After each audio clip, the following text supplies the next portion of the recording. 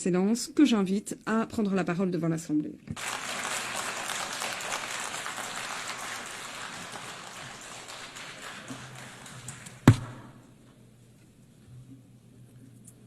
Bismillahirrahmanirrahim. Wa sallallahu ala nabiyil karim. Excellences, Mesdames et Messieurs les chefs d'État et de gouvernement, Mesdames et Messieurs les chefs de délégation,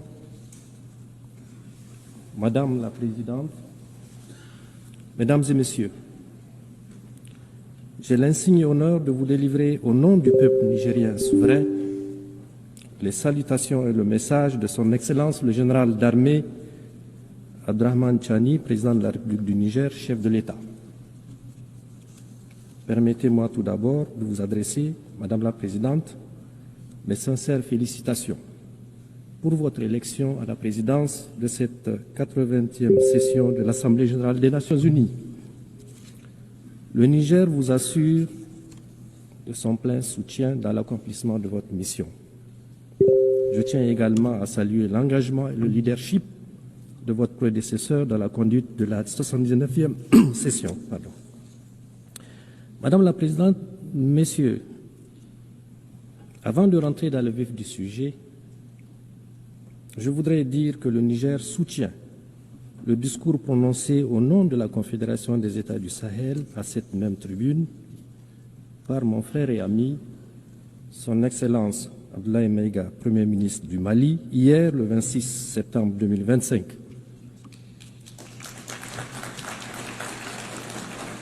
Il a ainsi exprimé avec force les aspirations de notre Confédération et de son peuple au respect de notre souveraineté, à la défense de nos intérêts et à la coopération sincère avec tous les pays épris de paix et de justice.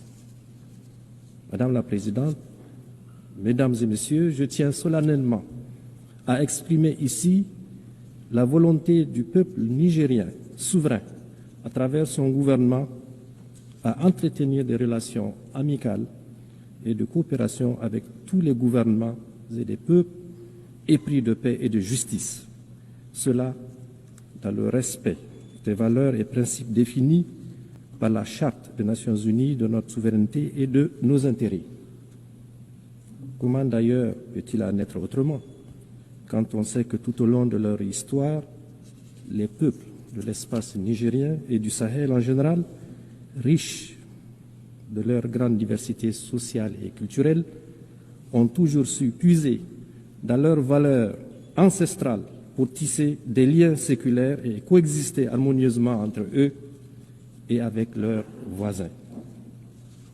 Parmi ces valeurs qui fondent notre lien social, notre unité et nos aspirations communes, figurent en bonne place le brassage interethnique et la parenté à plaisanterie, le respect de l'altérité, la tolérance religieuse, la solidarité, la paix.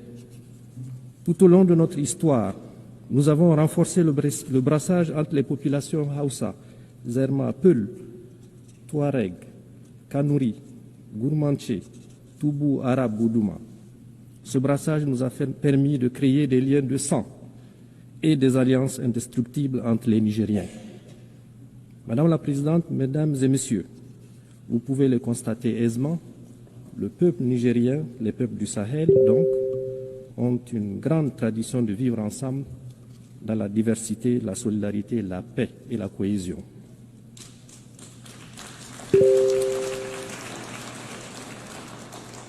Dans les vastes étendues du Sahel, au climat souvent aride, nos peuples ont très vite compris la nécessité de s'organiser, de créer des liens, de coopérer les uns avec les autres pour vivre en paix et en sécurité dans leur espace partagé. Ces peuples ont compris que se tenir ensemble et être solidaires n'est pas qu'une option pour être plus fort, mais la condition de leur survie. C'est pour ces raisons, c'est pour cette raison précisément, que nous soutenons naturellement toute initiative allant dans le sens de la coopération et de la solidarité internationale pour atteindre nos objectifs communs de paix, de développement et de bien-être pour tous. C'est pour la même raison que nous élevons contre toute initiative et toute action qui sape les efforts de la communauté internationale pour assurer la paix et le développement. Fort de ces principes, le peuple nigérien condamne sans réserve le génocide israélien à Gaza et apporte son soutien le plus fort à la création d'un État palestinien souverain. De même que le Niger condamne avec fermeté les agressions israéliennes contre l'Iran et le Qatar et s'insurge contre la banalisation de la violence en République démocratique du Congo, au Soudan et au Sahel, dans l'indifférence totale de la collectivité internationale, voire la complicité de certaines puissances étrangères au continent africain. Madame la Présidente, Mesdames et Messieurs, les acteurs directs intervenant à découvert dans les conflits ne sont pas les seuls responsables de l'insécurité et de l'incertitude que vit le monde aujourd'hui. En effet, le Niger tient à dénoncer également l'inaction de tous ceux qui ont les moyens d'agir en faveur de la vérité et de la paix. Le silence de ceux qui ont la voix porte l'indifférence des égoïstes qui sont prêts à déstabiliser des pays en toute une région pour leurs seuls intérêts. Le manque d'humanisme de ceux qui agissent sournoisement pour semer la mort chez les autres et la bêtise des traîtres à leur patrie et de leur continent. Madame la Présidente, Mesdames et Messieurs, inaction, indifférence et silence complices d'une part et d'autre part, actions sournoises et subversives de déstabilisation, campagnes violentes de désinformation et guerre informationnelle. Telles sont les réalités auxquelles mon pays et la Confédération des États du Sahel, Confédération AES, font face dans notre lutte contre les terrorismes importés et sponsorisés. Le Niger en particulier vit depuis le 26 juillet 2023, date à partir de laquelle le peuple nigérien souverain a décidé de prendre son destin en main. Il faut en effet bien connaître la complexité du drame qui se vit au Sahel, ses enjeux, ses tenants et ses aboutissants, pour comprendre non seulement le jeu des différents acteurs, mais également la détermination de nos peuples et de leur gouvernement à se battre victorieusement pour relever le défi, quel que soit le sacrifice à consentir et le temps que cela prendra. Ceux qui nous attaquent, ils le font pour leurs intérêts. Nous nous défendons pour notre survie et nous défendrons notre territoire et notre peuple.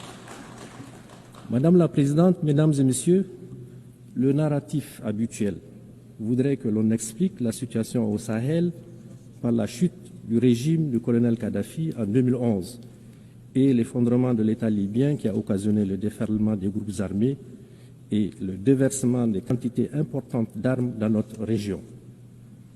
D'autres encore évoquent la victoire du peuple algérien sur le terrorisme des années 1990-2000 qui a eu pour conséquence de déplacer le conflit au Sahel par le truchement d'éléments terroristes ayant trouvé refuge dans le Sahel et une partie du Sahara.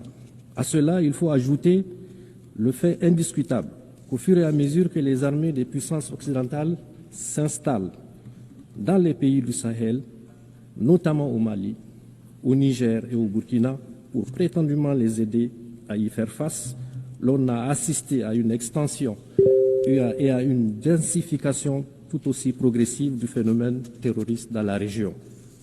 La corrélation est évidente. Enfin, il est tout aussi admis comme une vérité indiscutable que non seulement les vrais et principaux chefs terroristes ne sont pas originaires de notre espace sahélien, mais également ils disposent de moyens logistiques importants, des modes opératoires particuliers et fomentent d'une violence aveugle et une nuit qui sont totalement étrangers à notre espace géographique et culturel. En effet, nos pays ont certes connu dans leur histoire et dans un passé encore récent des guerres au nom de la religion et des épisodes de rébellion, mais n'ont jamais connu une violence meurtrière gratuite et sans discernement de l'ampleur de celle que nous connaissons aujourd'hui. Pour toutes ces raisons, vous conviendrez qu'il s'agit bien d'un terrorisme importé et à dessein. Madame la Présidente, Mesdames et Messieurs, il est également d'un terrorisme, il s'agit également d'un terrorisme sponsorisé. Il se pose en effet véritablement la question du financement des terroristes, ainsi que la destination de toutes les ressources qu'ils capturent depuis plus d'une décennie. En effet, comment comprendre que des terroristes puissent soutenir dans la durée un tel effort de guerre? En outre, il faut relever l'heureuse coïncidence qui voudrait que la localité de Kidal, au Mali, lieu de repli des terroristes et autres trafiquants, soit libérée par l'armée malienne dans le dernier trimestre de l'année 2023, en même temps que l'armée française quittait le Niger. Du reste, le gouvernement du Niger, à l'instar du gouvernement du Mali et du Burkina, a régulièrement porté à la connaissance de l'opinion internationale des éléments de preuve de l'implication de plusieurs puissances étrangères dans la déstabilisation des pays de l'AES à travers les soutiens qu'ils apportent aux terroristes. Madame la Présidente, Mesdames et Messieurs, du haut de cette tribune, je tiens à dénoncer le soutien assumé et revendiqué par la France au terrorisme au Sahel et au Niger en particulier. En effet, depuis le renvoi de ces troupes du Niger en 2023, comme il l'a annoncé, le gouvernement a mis en place un véritable plan sournois et subversif de déstabilisation de mon pays qui consiste, entre autres, à renseigner, former, financer et équiper les terroristes, à des tentatives malheureuses pour créer les conditions d'un conflit interethnique au Niger et au Sahel, en une campagne de désinformation et intoxication pour discréditer mon pays, ses institutions, ses responsables politiques et son armée, en entretenant et en alimentant une tension politique permanente entre mon pays et certains de ses voisins. À cela, il faut ajouter la guerre économique et financière sans précédent qui consiste notamment dans la volonté haineuse de la France de saboter tous nos projets de développement en démobilisant les investisseurs et en votant systématiquement contre mon pays au niveau de toutes les institutions financières internationales telles que la Banque africaine de développement, la Banque mondiale et le FMI. Madame la Présidente, Mesdames et Messieurs, ce qui se passe aujourd'hui dans notre région du Sahel et au Niger en particulier est la résultante de plusieurs facteurs. D'abord, un passif colonial non encore soldé. Il faut le solder, ce passif. Les Nigériens n'ont jamais oublié la violence particulièrement inouïe qui a caractérisé l'occupation coloniale. La tristement célèbre mission Voulé et Chanoine et d'autres expéditions militaires encore se sont distinguées par la mort et la torture à grande échelle qu'elles ont semées à Terra, il y a quelques années seulement, à Djoundjou, Douchi, Koni, Tessawa et à Zender, où un sultan même a été exécuté.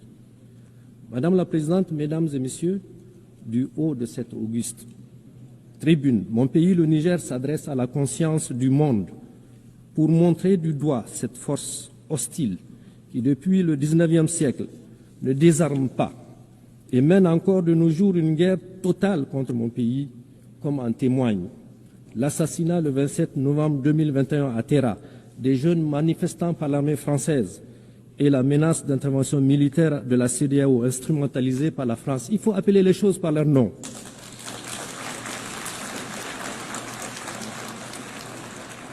Le terrorisme abject commandité par ce pays qui commet des crimes odieux dans l'espace AES, notamment celui de Fambita, où le 21 mars 2025, 44 fidèles musulmans ont été froidement exécutés en pleine prière de vendredi.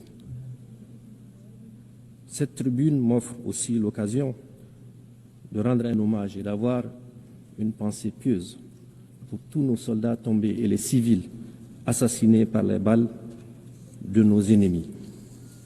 Ces crimes nous rappellent d'ailleurs ceux commis par la France au Niger depuis 1899 et qui saignent encore dans notre mémoire collective. Au nom du droit de l'homme, je parle des victimes innocentes de la mission Afrique centrale, je parle des villes et des villages pillés et incendiés, je parle des carnages de Djoundjou et de Lougou, Je parle des villes martyrs de Kouram Kalgo, où la population a été entièrement exterminée, de Birnukoni, où plus de 7000 morts ont été jetés dans des fosses communes.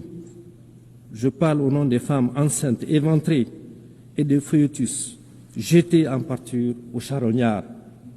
Je parle au nom des femmes violées et des fillettes pendues. Je parle au nom des hommes fusillés et des résistants décapités. Au nom de mon pays, le Niger, je demande solennellement à la France de savoir, de faire devoir de mémoire, de faire devoir de mémoire et de reconnaître ses crimes, de reconnaître ses crimes, de reconnaître ses crimes.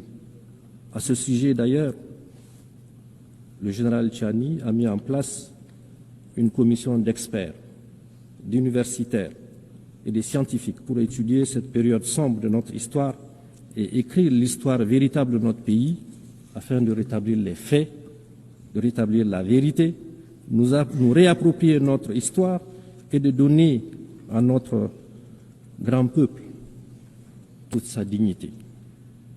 Ensuite, le pillage de nos ressources au détriment des Nigériens et de l'environnement. En effet, un demi-siècle d'exploitation, l'uranium n'a apporté aux Nigériens que misère, pollution, rébellion, corruption, désolation et aux Français, prospérité et puissance. Vous allez à Arlit aujourd'hui, toutes les nappes phréatiques sont contaminées. C'est inacceptable. Aussi, depuis l'avènement du Conseil national pour la sauvegarde de la patrie et la décision du gouvernement du Niger d'exercer sa souveraineté sur ses ressources, ce gouvernement, en désarroi, cherche à nous entraîner dans des procès interminables pour arrêter l'exploitation et la vente de notre minerai.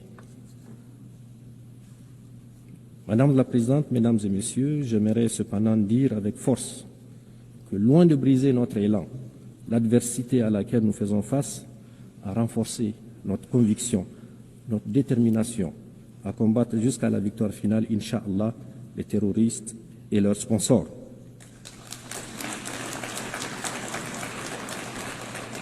Nous pouvons d'ores et déjà nous réjouir de certains résultats structurants réalisés.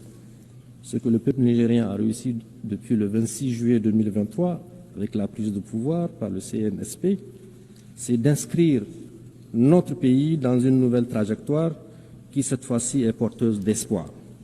Ce que nous avons réussi, c'est de renvoyer de notre pays, sans haine, ni violence, ni rancune, les forces qui entravaient notre souveraineté et empêchent nos forces de défense et de sécurité de monter en puissance pour accomplir efficacement notre mission.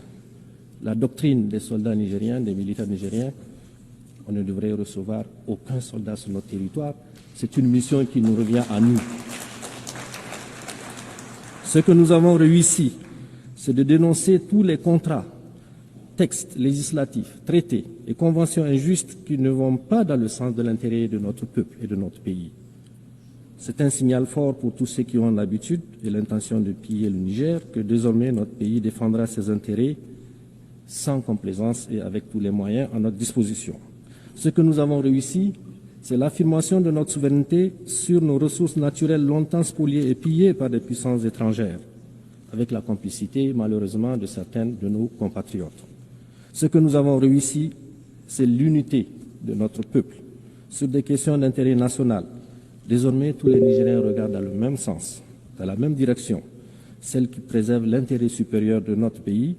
Les Nigériens ont compris que la bataille qui se mène est une question collective, d'où l'émergence spontanée d'une nouvelle devise populaire, la Boussanino en germain, Zanchankasane en Hausa, Halelédino en Fulfouké, ce qui signifie qu'il s'agit là d'un enjeu véritablement national. Ce que nous avons réussi, c'est de réveiller le patriotisme et le bâtisseur des nations qui dort en chacun d'entre nous. Les Nigériens, longtemps foulés aux pieds par des individus au service des intérêts personnels, se disent aujourd'hui qu'ils sont des partisans de cette souveraineté qu'il faut absolument défendre. Ce que nous avons réussi, c'est le soutien sincère de la population au gouvernement, qui font désormais corps pour engager le pays sur la voie du progrès. Ce que nous avons réussi, c'est de prouver que le Niger peut tenir debout, faire face courageusement et avec succès au terrorisme, assurer ses dépenses de souveraineté, faire des dépenses d'investissement, bref, vivre sans la prétendue assistance étrangère, souvent utilisée pour menacer ou humilier notre peuple. Ce que nous avons réussi, c'est que pour la première fois dans l'histoire de notre pays, les décisions qui engagent notre pays, notre peuple, sont prises au Niger, par des Nigériens, et dans l'intérêt du Niger et nulle part ailleurs. C'est d'ailleurs ce qui a permis, en toute responsabilité, et malgré le contexte difficile que nous connaissons, de prendre des mesures sociales, à la fois symboliques et fortes, qui sont, entre autres, la baisse des prix à la pompe de l'essence et du gasoil, la diminution des coûts de certains actes médicaux et chirurgicaux, la baisse des frais de scolarité et le soutien au prix de certains denrées de première nécessité. Madame la Présidente, Mesdames et Messieurs, comme vous pouvez le constater, notre pays, le Niger, s'est engagé dans une nouvelle dynamique de gouvernance. Cette approche a été consolidée par les assises nationales tenues à Niamey du 15 au 20 février 2025 et a rassemblé l'ensemble des forces vives de la nation. Ces assises ont abouti à l'adoption d'importantes recommandations et à l'élaboration d'une charte de refondation. Elles ont également permis, conformément à la charte, de mettre progressivement en place nos institutions, le Conseil consultatif de refondation, la Cour d'État, la Cour des comptes, la Commission de lutte contre la délinquance économique, financière et fiscale, l'Observatoire national de la communication, l'Autorité de régulation de la commande publique. Ensuite, sur le plan diplomatique, le Niger a non seulement élargi sa carte diplomatique avec l'ouverture de plusieurs représentations diplomatiques et postes consulaires, mais également a redéfini le cadre de sa coopération avec ses partenaires. Ce cadre est désormais fondé sur le respect absolu de notre souveraineté, de nos choix stratégiques et des aspirations légitimes du peuple nigérien. Le Niger n'est donc pas isolé.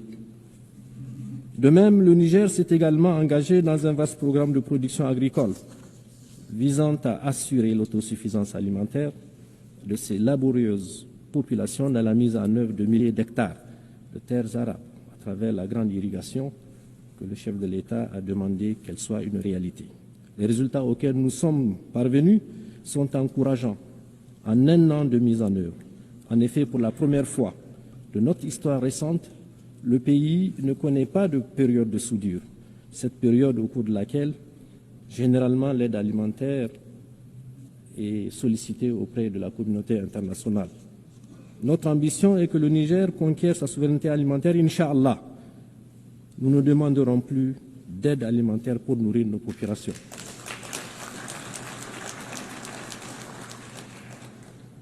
Au plan économique, malgré les sanctions iniques imposées au Niger et le blocus économique et financier, soutenu justement par ce pays, qui est la France, qui tente toujours de mettre en place un mécanisme pour bloquer, nous avons courageusement maintenu le cap des réformes macroéconomiques qui se sont traduites notamment par une inflation sous contrôle à moins 0,1% en fin août 2025 et escomptant une croissance économique en termes réels d'environ 7% sur la période 2025-2028. En outre, notre déficit budgétaire, qui était de 5,4% du PIB en 2023, sera, Inch'Allah, contenu à 3%. Déjà, on a les résultats à la fin de l'année 2025. Enfin, des efforts considérables sont déployés pour améliorer notre profil d'endettement. Madame la Présidente, Mesdames et Messieurs, relativement à la question des droits de l'homme, le Niger réaffirme son attachement aux instruments juridiques internationaux auxquels il est partie. Toutefois, il dénonce avec force l'approche différenciée et sélective observée dans l'application des principes des droits de l'homme par certains pays dont le seul but est de nuire à l'image de nos États. Aussi, je tiens à annoncer de vive voix que le Niger et l'ensemble des pays de la Confédération AES, profondément attachés au respect de la dignité humaine et à l'épanouissement de leur population, n'accepte d'aucune façon en la matière de la part de quelques entités que ce soit, qu'on nous impose quoi que ce soit. Face à ces défis sécuritaires, diplomatiques et de développement, le Burkina, le Mali, le Niger ont pris la décision historique de créer une alliance stratégique qui est la Confédération des États du Sahel. Ceux qui m'ont précédé, mes frères du Burkina et du Mali, l'ont déjà dit. Cette alliance nous permettra certainement de mutualiser nos efforts dans le sens de renforcer notre sécurité, de faire en sorte que notre diplomatie qui fonctionne parfaitement bien, de produire des résultats et sur le plan du développement, d'avoir des projets structurants qui puissent répondre aux aspirations et aux besoins de nos populations. Dans ce cadre, comme je l'ai dit, nous coordonnons nos politiques et construisons ensemble notre avenir avec nos propres idées, nos propres moyens et sur des valeurs ancestrales, dans un espace qui sera, Inch'Allah, débarrassé de toute forme de menace.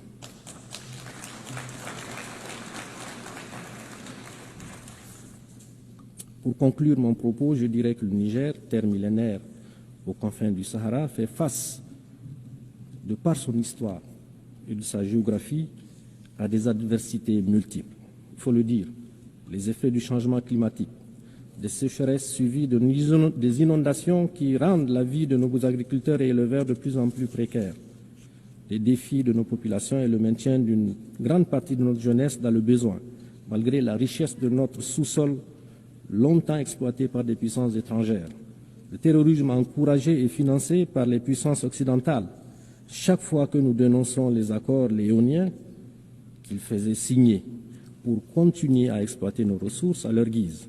Ce terrorisme orchestré endeuille nos villes, vide nos campagnes et leurs forces vives. De leurs forces vives et à la terreur et prive nos populations rurales d'écoles et de soins médicaux. Mais le Niger, ensemble avec les deux autres pays, le Burkina et le Mali, sont en train de reconnaître, de renaître. Et la refondation est aujourd'hui en marche, sous l'impulsion de nos trois chefs d'État et par la ferme volonté de son peuple déterminé à prendre en charge son destin. La refondation en cours au Niger n'est pas une rupture avec la communauté internationale, mais l'affirmation solennelle de notre souveraineté, de notre dignité et de notre droit inaliénable à choisir nos partenaires pour le bien-être de nos enfants. Notre priorité absolue demeure donc la sécurité, la lutte contre le terrorisme que nous avons engagé. Nous la faisons pour nous-mêmes, pour notre région, pour la stabilité du monde entier d'ailleurs. Car nous avons compris que nous ne pouvons compter que sur nos propres forces et non sur l'ONU. L'ONU impuissante, gênée par les droits de veto des pays occidentaux. Il faut que l'ONU se reforme. La refondation du Niger passe aussi par le progrès économique à travers une exploitation judicieuse et responsable de nos ressources naturelles immenses et variées. Nous avons décidé que ces richesses profitent davantage à notre peuple. À cet égard, nous avons engagé une gouvernance vertueuse et nous invitons les investisseurs internationaux qui le souhaitent à nous accompagner dans un partenariat gagnant-gagnant.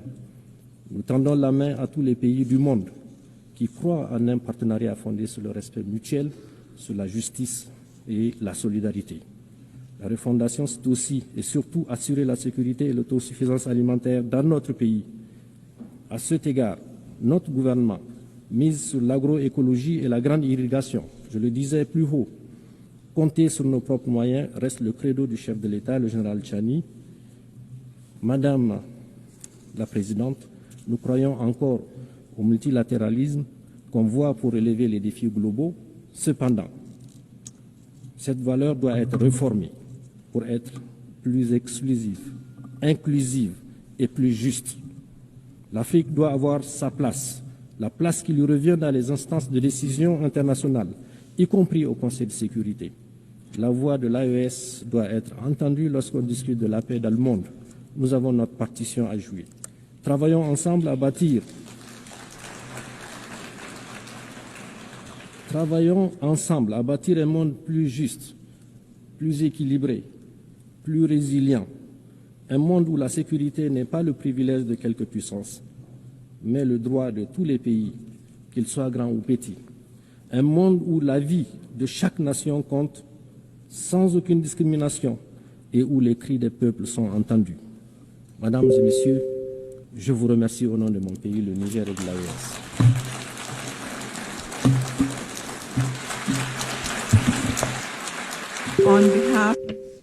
Au nom de l'Assemblée, je remercie le Premier ministre du gouvernement de transition et ministre de l'économie et des finances de la République du Niger.